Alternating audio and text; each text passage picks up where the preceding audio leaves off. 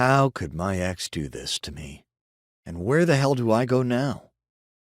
I'm sitting on a stool at the bar in Jem's diner, staring vacantly into the middle distance. Outside the window, clouds gather over the Cape Simon beach. The sky is bleached of color, and I can hear the distant rumble of thunder.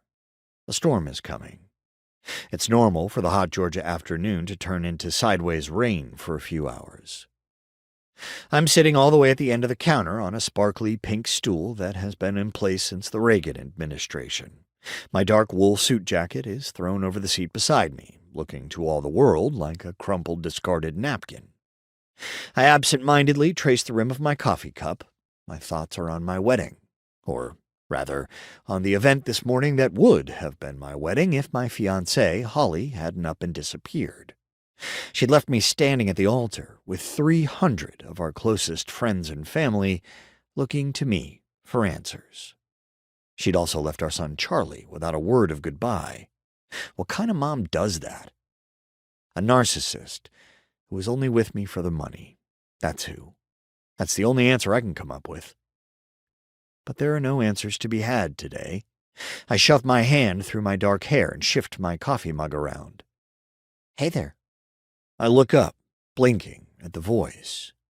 It belongs to a pretty girl wearing a yellow and white waitress uniform. She's got a wild mass of curly dark hair and dark amber skin, and she clutches a tiny notepad. She scribbles something on the notepad and then smiles at me. Have you decided yet? I glance outside, trying to catch my brother Rhett's attention. I rap my knuckles against the window, and he turns, his cell phone pressed to his ear. He's wearing the same uniform that I wear, black tux, bow tie stuffed in the pocket, top button of the shirt undone at the collar. Rhett shakes his head and waves me off. Then he shouts into his phone, looking aggrieved. I shrug a shoulder and look back at the waitress. Is there anything that's fresh here? It's been a decade since I've been back to Cape Simon, and I don't intend to start eating a bunch of frozen deep-fried junk now. The waitress flashes me a funny look. Everything is made fresh. We take a lot of pride in that. Her eyebrows rise, and she gives me a curious look. You're from the Cape? Yep. I only came back to get married. Oh, well, congrats. Don't get too excited.